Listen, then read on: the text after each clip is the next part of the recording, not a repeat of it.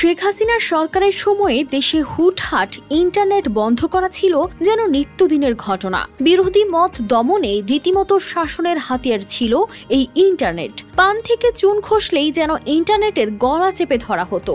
তখন তরুণ প্রজন্মের অনেকেই এমন নেটওয়ার্কের কথা ভেবেছিলেন যা সরকারের নিয়ন্ত্রণের বাইরে থাকবে।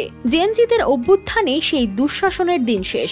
এবার বাংলাদেশে আসছে ইলন মাস্কের স্টারলিংক, যেখানে স্যাটেলাইটের মাধ্যমে পাওয়া যাবে দ্রুত গতির ইন্টারনেট। এই বিষয়ে স্পেসএক্স ও টেসলার প্রতিষ্ঠাতা ইলন মাস্কের সঙ্গে প্রধান উপদেষ্টা ডক্টর মোহাম্মদ ইউনুসের সঙ্গে ফোন ও টুইট বার্তার মাধ্যমে কথা হয়েছে।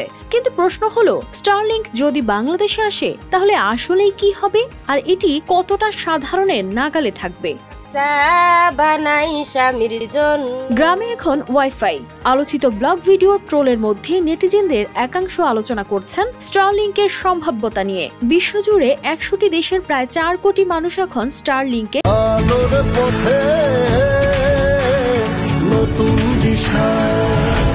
স্যাটেলাইট ভিত্তিক ইন্টারনেট ব্যবহার করছে।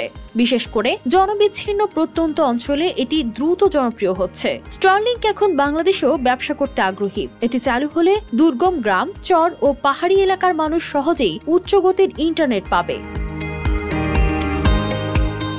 স্টারলিংক সাধারণ মোবাইল নেটওয়ার্কের মতো নয়। এটি সাবমেরিন কেবল বা অপটিক্যাল ফাইবারের ওপর নির্ভর করে না। এটি স্যাটেলাইটের মাধ্যমে সরাসরি ইন্টারনেট সেবা দেয়। পৃথিবীর নিম্ন কক্ষপথে হাজার হাজার ছোট ছোট স্যাটেলাইট ঘুরছে, যেগুলো থেকে সিগন্যাল পাঠিয়ে ইন্টারনেট সংযোগ দেওয়া হয়। এর ফলে দেশের যে কোনো জায়গায়, হোক সেটা পাহাড়, চর কিংবা গভীর গ্রাম, একই গতির ইন্টারনেট পাওয়া সম্ভব হবে।